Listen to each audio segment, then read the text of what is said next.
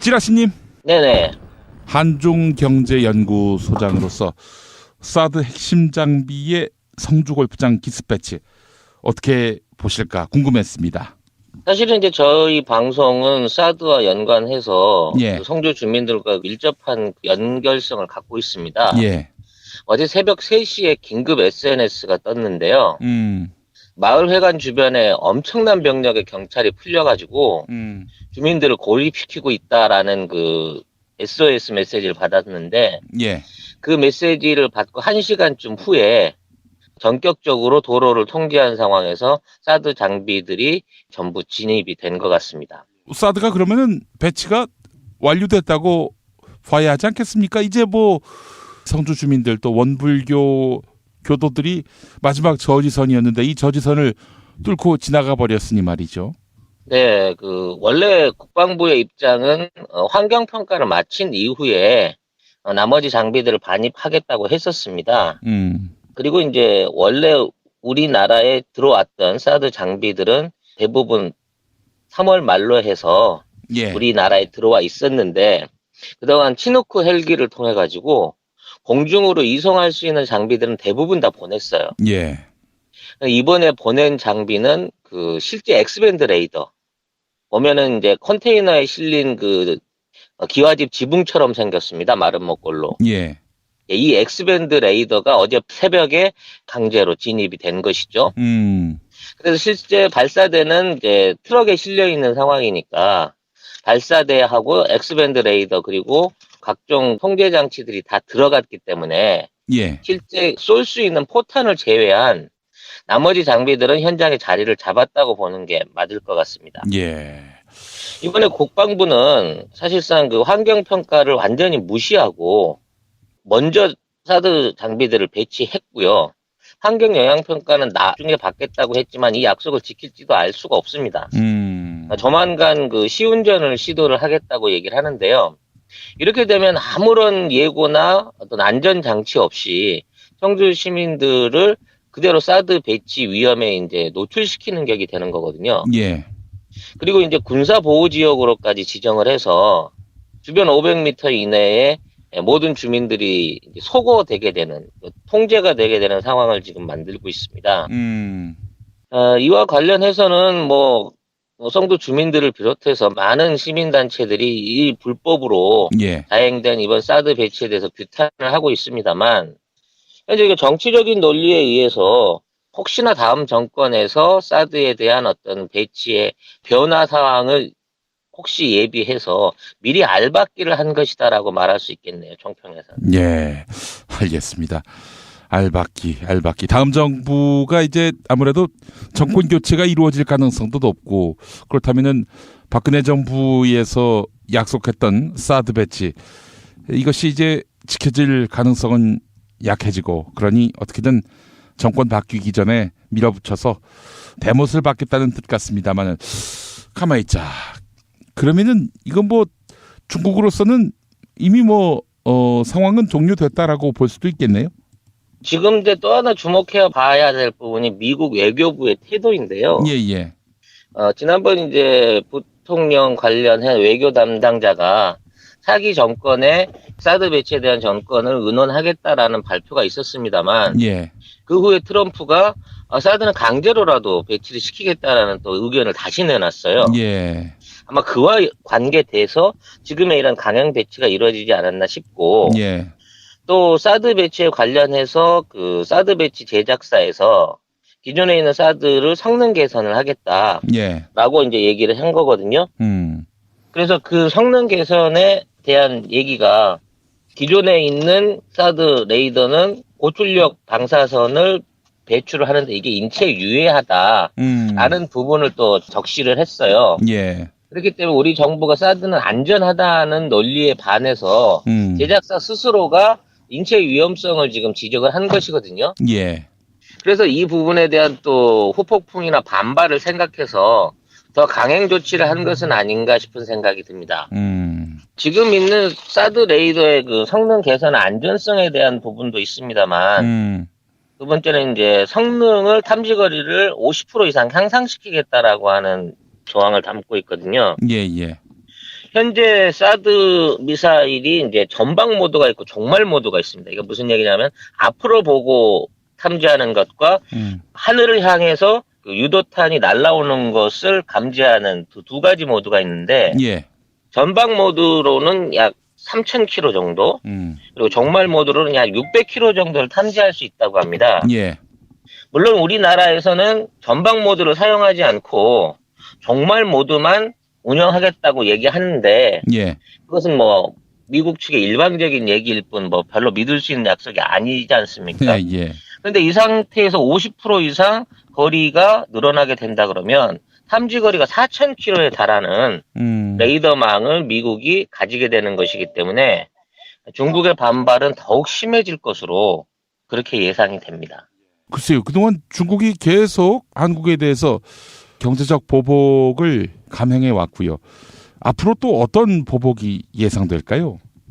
저는 이제 경제적 보복은 어느 정도 실효성이 없다고 판단을 했기 때문에 새롭게 등장할 5월 새 정부와 함께 이 부분에 대한 그 전면적인 협상을 다시 벌여나갈 가능성이 높다는 쪽에 예상을 가지고 있습니다. 예.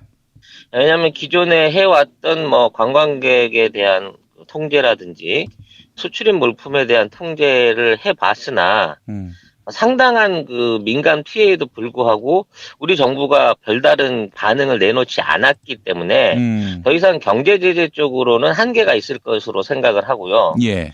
대기업 제재라든지 한국에서의 중간재 수입 같은 것을 끊었을 때는 지금 중국 안에서 일어나고 있는 내수나 직접적인 수출입 산업에 영향을 주기 때문에 그렇게까지 확대하지는 않을 것으로 봐지고 예. 좀 더 이제 뭐 육자회담이라든지 아니면 북한을 포함한 중국과의 3자 회담 같은 쪽을 제안을 하면서 어느 정도 정치적인 타협을 하는 쪽으로 노선이 바뀌지 않을까 싶은 생각을 하고 있습니다. 예. 참. 다음 정부 들어서면은 마치 이제 주택을 인수받는 사람들 이제 이사 오기 위해서 문을 딱 열었는데 이 집안은 뭐 온통 난장판 뭐 그냥 온갖 군데 똥 오줌 이렇게 방치되는 그런 꼴과 뭐 별다르지 않을 것 같아요. 예, 어차피 내 집 아니다 비워줄 집이다라고 생각하고 뒷사람 생각 안 하고 폐악질 치는 아주 악질 세입자 같은 그런 태도를 취하고 있죠. 예. 어떻게 해야 합니까? 차기 정부 이거 뭐 수가 없을 것 같은데요.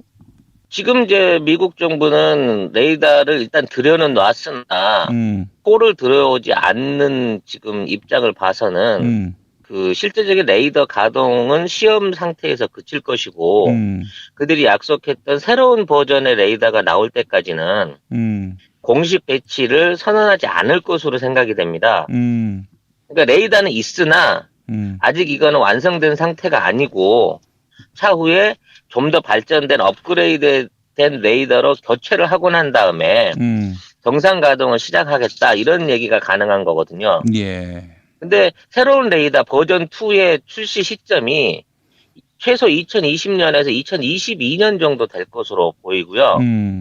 만들어진 새로운 레이더도 기존에 배치되어 있는 사드 포대들의 순차적으로 교환 배치되는 방식을 취할 것이기 때문에 예. 국내에 들어와 있는 사드 레이더는 분명히 모양은 있으나 정식 사드 시스템이 아니다라는 논리를 펴갈 것으로 예상이 됩니다. 만약에 포를 안 들여오면 이거 말 그대로 중국 안방 들여다보기 위한 용도다라는 점을 인증하는 거 아닙니까? 그러니까 우리가 흔히 하는 말로 그 가건물 세워놓고 아직 공사 중이니까 세금 안내하는 거랑 똑같은 방법일 텐데요. 그런 식으로 어떤 그 돌파구를 찾지 않겠나라는 예상이 가능합니다. 예, 알겠습니다. 아이고 황교 알박기. 예, 알겠습니다. 자, 다음 이야기 해보겠습니다. 안철수가 포괄 임금제 선보겠다 이렇게 밝혔는데 정작 이 포괄 임금제를 안랩에서 수십 년째 운용하고 있다 이런 얘기가 나오고 있는데 우선 그 포괄 임금제가 뭔지부터 좀 설명해 주시겠습니까? 네, 먼저 이제 포괄 임금제를 말하기에 앞서 지금 언론 보도가 잘못 나가고 있어요. 신문이나 기사들이. 이거 안철수가 총액 연금제를 실시했다는 식으로 기사가 지금 잘못 나가고 있습니다. 예. 총액 임금제하고 포괄 임금제는 완전히 다른 성격인데요. 총액임금제는 전체적인 수당을 임금 안에 집어넣는 연봉제와 같은 개념입니다. 그렇기 때문에 일반적인 수당은 받을 수 없지만 내가 연장 근로를 했다든지 뭐 숙직을 한다든지 해서 그 수당을 추가로 받는 것, 연장 근무나 이런 보충 수당에 대한 수당이라든지 뭐 식비나 출장비를 공여받는다든지 하는 것들은 전부 다 따로 지급이 되게 돼 있습니다. 예. 다만 임금에 산정하지 않는다는 그 조건이 붙어 있는 거죠. 근데 포괄 임금제는 연장 근무를 하는 상황을 상정해 놓고 그 연장 근무 수당까지도 합쳐서 임금제에 포함시키는 겁니다. 그래서 안철수가 실시하고 있는 안내배 포괄 임금제는 기존에 있는 그 총액 임금제 안에 약 600시간 정도의 보충 근로를 의무화하게끔 계약서상의 조항이 들어 있습니다. 예.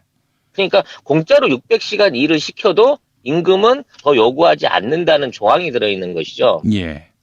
그래서 이런 식으로 임금을 체계를 만들게 되면 공짜로 이제 연장 근로를 시키고 과도한 업무를 시키기 위한 일종의 꼼수인 거거든요. 예.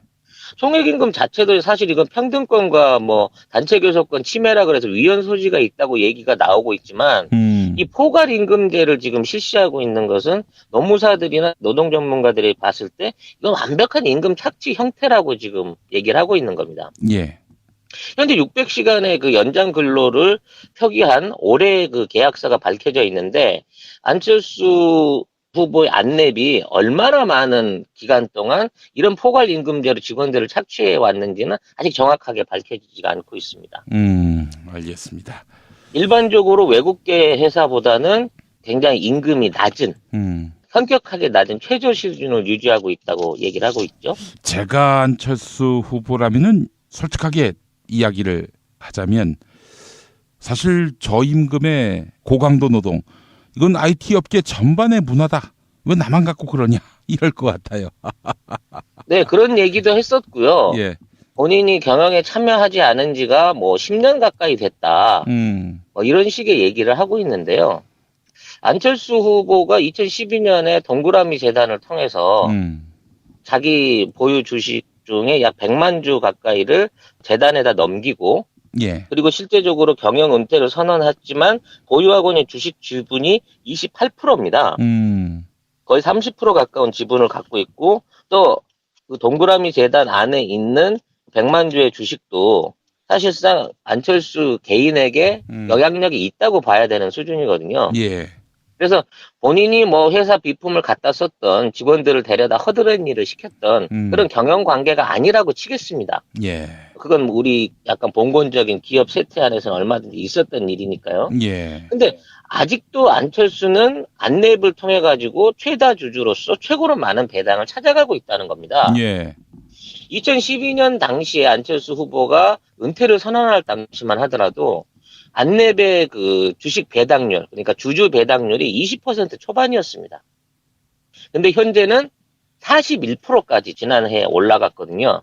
그러니까 기업 이득에 대한 배당률이 거의 2배가 오른 겁니다. 계속 네. 점진적으로 올라서. 그래서 안내비 벌게 되면 주주들한테 그 비용을 던져주고 있고 그중에 30%를 안철수 후보가 개인적으로 받고 있는 것이고요. 예. 또 거기에 맞춰서 동그라미 재단에도 그만한 배당금이 돌아가고 있는 겁니다. 그럼 동그라미 재단의 사회 공헌 효과는 얼마나 될까요? 2013년 발표로 약 8억 원가량을 사회공헌에 출연했다고 내놓고 있습니다. 예. 전체 자산 규모가 1,000억대인 재단이 0.8% 수준의 사회 기여를 하고 있으면서 이게 중소기업 상생을 위한 사회 기부였다라고 말하고 있는 것이죠. 이런 부분을 봤을 때 안철수 후보가 4차 산업을 얘기한다든지 거기에 관련돼서 청년 일자리라든지 뭐 대한민국의 미래 먹거리 같은 얘기를 할 때마다 과연 저게 진정성이 있는 발언인가 하는 부분에서 굉장히 의심을 가지고 그 발언들을 지켜보게 되었습니다. 어제 같은 경우. 예, 이거 보면서 말이죠. 본인은 뭐 경영에 관여하지 않았다. 이렇게 말을 하고 있는데 이 말이 정당한 변명입니까? 글쎄요. 5%도 안 되는 주식 지분으로 삼성 경영을 똘똘 뭉쳐서 하고 있는 이건희 일가의 경영 태도를 봤을 때 DW를 발행해서 회사에 손실을 끼치고 아직도 대주주이면서 직원들이라든지 회사의 여러 가지 그 비품들이나 자산들을 함부로 자신 개인이 운영하고 있는 안철수 후보가 안내변 나와 전혀 무관하다. 안내변 경영에 대해서는 아무것도 결정한 바가 없다라고 말한다고 하면 예. 저는 그 말은 절대 믿을 수가 없습니다. 그러면 자기 기업도 그렇게 뭐 핸들링 못할 것 같으면은 대통령이 돼서 다른 기업들 어떻게 수많은 민간 기업들, 공기업들 손 못 대겠네요. 하나를 보면 열을 안다라는 속담이 이런 데에서 나와야 되지 않나 싶은 생각이 드네요. 아이고 참 큰일 날 양반입니다 진짜. 예. 뭐 경제민주화라는 구호 자체가 이미 이젠 뭐 허구 위선 그 상징이 돼버렸는데 이 안철수 씨가 집권한 이후에 노동 환경이라든지 또 기업의 정의라든지 기대할 수 있을까요? 저는 가능성이 없기 때문에 그런 불안하고 그냥 암울한 상상은 하고 싶지 않은데요. 예. 지금의 노동 환경을 개선하기 위한 해결책에 대한 대선 토론 후보자들의 얘기를 봤을 때 야권 진영의 후보자를 빼고는 모두 다 지금 그대로 기업들에게 투자를 해야 된다. 예. 기업들에게 특혜를 둬야 된다. 아니면 국가가 SOC 사업이나 투자를 진행해가지고 이걸 만들어야 된다고 얘기를 하고 있는데요. 이거는 지난 10년 가까운 시간 동안의 그 실패와 또 잘못되어 있던 현상들을 완전히 파악하지 않고 무시하면서 하는 얘기라는 느낌이 들었습니다. 예. 현실을 제대로 파악하지 못하는 사람이 어떻게 미래를 제대로 설계하고 계획해서 만들어 나갈 수가 있겠습니까? 예. 그런 면에서 지금 기업 위주의 공약들을 내세우고 그런 주장을 하고 있는 안철수 후보와 기존의 홍준표 후보, 유승민 후보는 경제 점수에 있어서만큼은 최악이다. 빵점이다라고 저는 얘기하고 싶네요. 예, 알겠습니다. 마지막으로 간단하게 이거 하나 짚어보겠습니다. 데일리안과 알앤서치 여기에 이제 100% 무선 조사거든요. 네네. 더불어민주당 문재인 44.3, 국민의당 안철수 26.1, 자유한국당 홍준표 14.8 이렇게 나왔습니다. 그리고 한국일보 한국리서치 조사 결과는 문재인 40.4, 안철수 26.4. 그러니까 한국일보 조사는 한 14% 차고요. 그리고 데일리안 조사는 18% 차입니다. 한국일보는 80%고요, 무선이. 데일리안은 100%고요. 이거 뭐, 10%를 넘어서 이제는 거의 20% 차로 벌어지고 있는 그런 양상인데요. 어떻게 보셨어요? 사실상 이제는 단일화를 한다고 하더라도 추격권에서는 벗어난 느낌입니다. 예. 이들이 단일화를 해서 기존에 가지고 있는 지지율을 다 모으고 문재인 진영에서 5% 이상의 지지율이 빠져나가지 않는 이상 예. 더 이상의 역전은 불가한 상황이거든요. 더군다나 심상정 후보의 지지율이 뭐 7, 8% 선까지 치솟아 오른 게 예. 맞는 거라고 생각을 한다고 치면 예. 민주진영은 이미 55% 이상의 지분율을 확보를 했고 지금 내일 당장 선거를 치른다고 하더라도 압승을 할 수 있는 계기는 만들었습니다. 예. 이제 이들이 앞으로 선거 전략에서 할 수 있는 거는 이기기 위한 전략이 아니겠죠. 예. 승자에 대한 일종의 멍에 씌우기, 의혹 제기 또는 생트집을 내놓고 나중에 꺼리 잡기 이런 류를 위한 선거 전략이 펼쳐질 걸로 봐서 앞으로 선거는 혼탁 선거의 양상으로 바뀌어 들어가게 될 것이고요. 예. 어차피 이제 2위와 3위를 노리는 싸움이 오히려 4위권까지 가세할 수 있는 가시범위 안에 들어온 거거든요. 예. 예. 즉 현재 드러나 보이는 4위나 5위도 나 이거 조금만 더 하면 2위도 해볼만 하겠는데 라는 희망을 가질 수 있는 지경 안에 들어와 있기 때문에 예. 예. 현재 문재인 후보를 제외한 나머지 후보들 1강, 2중, 2약들의 물고 물리는 정책 대결 내지는 난상 토론이 예. 계속 이어질 것으로 보입니다. 예. 그 동성애에 대해서 반대한다, 찬성한다 이 문제를 떠나서요. 문재인 후보의 동성애 발언, 그 온당하다, 온당하지 않다 이거 말고 그 발언이 어떻게 선거 결과에 영향을 미칠 거라고 보세요? 영향을 안 미친다도 답이 될 수 있을 텐데. 영향이 미치겠지만 이걸 이제 언론이 어떤 태도로 보도하고 평가하고 하는 부분이냐가 중요한 거거든요. 예, 예.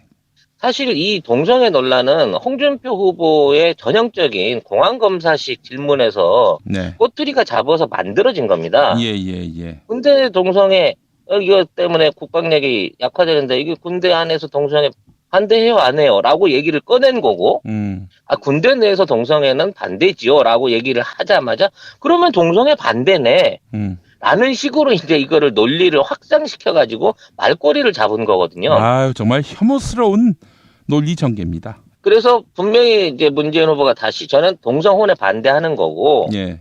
그런 부분에 대해서 개인 소수자의 취향이 아니라 지향, 소수자의 지향점을 존중해야 된다고 얘기를 했습니다. 예. 근데 SNS나 뭐 이런 쪽에 떠돌고 있는 얘기나 언론의 일부 보도를 보면 문재인이 동성애 반대를 던져가지고 진보 측에 막강한 역공을 받고 있다라는 방식으로 기사를 만들어내고 있거든요. 이건 완벽한 가짜 기사고 이런 식의 그 언론 태도는 반드시 경고받아야 되고 또 이 부분에 대한 명확한 진실이 전달될 수 있는 길을 열어야 되는데 여기에 뭐 심상정 후보를 비롯한 다른 후보들이 가세를 해가지고 마치 이 부분을 문재인은 동성애를 반대했다라는 논리의 글을 만들어 나가는 것은 정말 그 유치한 마타도아 전략에 지나지 않는 것이다라는 생각을 하게 됩니다. 예. 어떻게 영향이 있어요? 선거에? 실제 영향은 별로 없을 겁니다. 왜냐하면 그 동성애 관련해서 그쪽을 지지자의 선택 요건으로 짚는 사람들이 소수에 불과하고요. 예. 또 그런 말을 들었다고 하더라도 문재인이 정말로 일방적으로 동성애 혐오자이거나 이게 홍준표 후보나 다른 표현들처럼 동성애 혐오자이거나 젠더 간의 어떤 차별을 두는 사람인 거냐라는 차원하고는 또 다른 거거든요. 예. 그렇기 때문에 미치는 영향은 미미할 것이지만 저들은 이걸로 가지고 문재인 후보의 일종의 도덕성을 흠집내기 위한 또는 발언에 대한 그 해석의 차이를 가지고 이거를 반대로 해석하는 방식으로 호도하는 이런 그 선거 방식이 앞으로 계속 보여질 것 같아서 참 씁씁한 뒷맛을 남기는 동성애 논란이었다고 봐집니다. 예. 제가 이 보수 개신교 전문가 아닙니까? 이 보수 개신교 쪽에서 주로 이제 동성애 혐오 발언들을 많이 내놓고 있는데 제가 분명히 얘기하겠습니다. 이를테면은 보수 개신교계의 표를 의식해서 동성애 문제와 관련해서 정답은 있잖아요. 이거는 찬반의 문제가 아니라 인권의 문제다. 이러면서 뭐 여타 뭐 동성애를 찬성하냐 반대하냐 이 질문에 대해 답 안 하고 이건 인권의 문제다라고 확실하게 못을 박는다고 하더라도 절대 마이너스가 안 된다는 거. 제가 이건 확실하게 말씀드릴 수 있습니다. 네.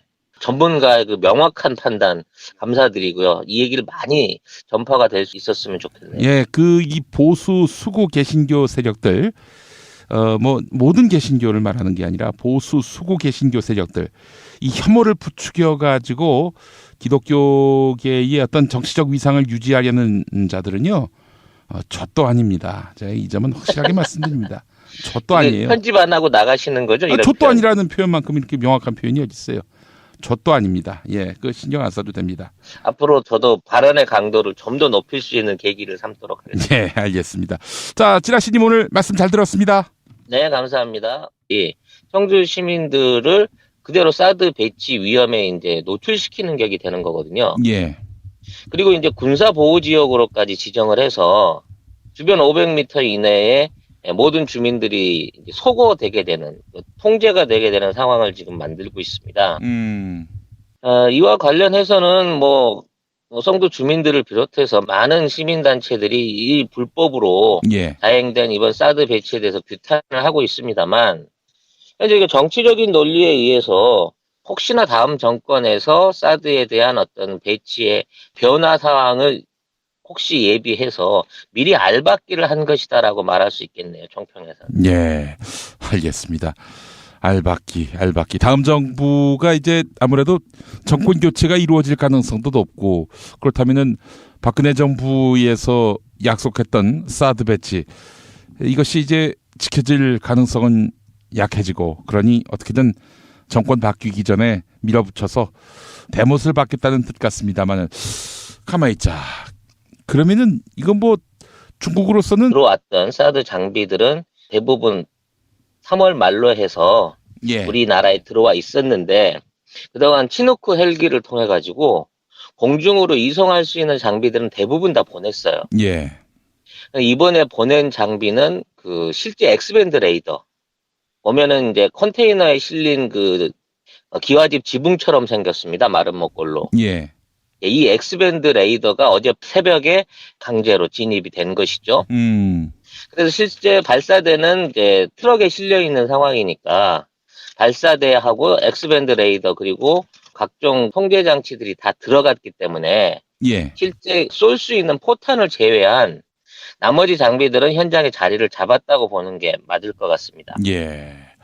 이번에 국방부는 사실상 그 환경 평가를 완전히 무시하고 먼저 사드 장비들을 배치했고요. 환경 영향 평가는 나중에 받겠다고 했지만 이 약속을 지킬지도 알 수가 없습니다. 조만간 그 시운전을 시도를 하겠다고 얘기를 하는데요. 이렇게 되면 아무런 예고나 어떤 안전 장치 없이 찌라시님, 네네. 한중경제연구소장으로서 사드 핵심 장비의 성주골프장 디스패치 어떻게 보실까 궁금했습니다. 사실은 이제 저희 방송은 사드와 연관해서 예. 그 성주 주민들과 밀접한 연결성을 갖고 있습니다. 예. 어제 새벽 3시에 긴급 SNS가 떴는데요. 음.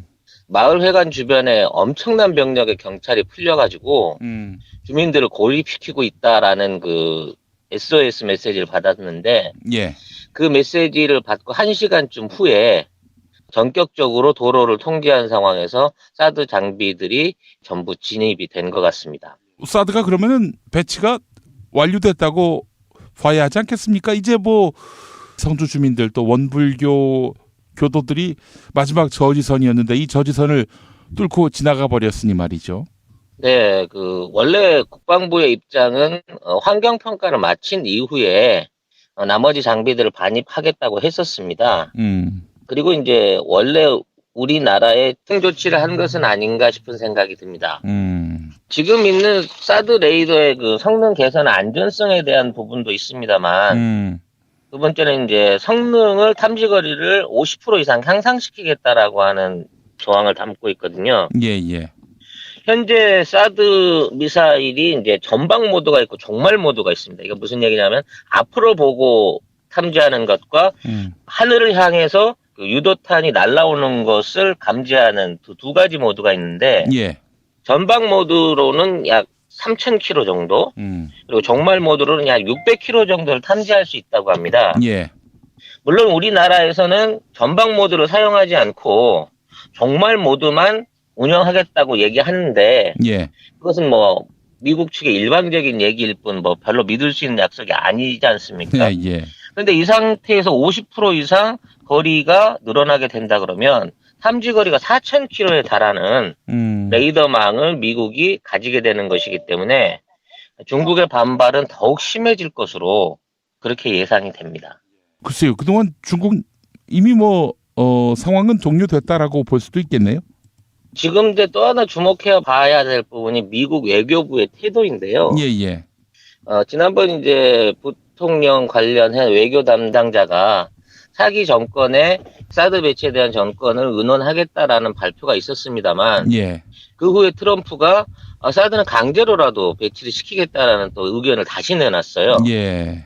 아마 그와 관계돼서 지금의 이런 강행 배치가 이루어지지 않았나 싶고 예. 또 사드 배치에 관련해서 그 사드 배치 제작사에서 기존에 있는 사드를 성능 개선을 하겠다라고 예. 이제 얘기를 한 거거든요. 그래서 그 성능 개선에 대한 얘기가 기존에 있는 사드 레이더는 고출력 방사선을 배출을 하는데 이게 인체에 유해하다라는 부분을 또 적시를 했어요. 예. 그렇기 때문에 우리 정부가 사드는 안전하다는 논리에 반해서 제작사 스스로가 인체 위험성을 지금 지적을 한 것이거든요. 예.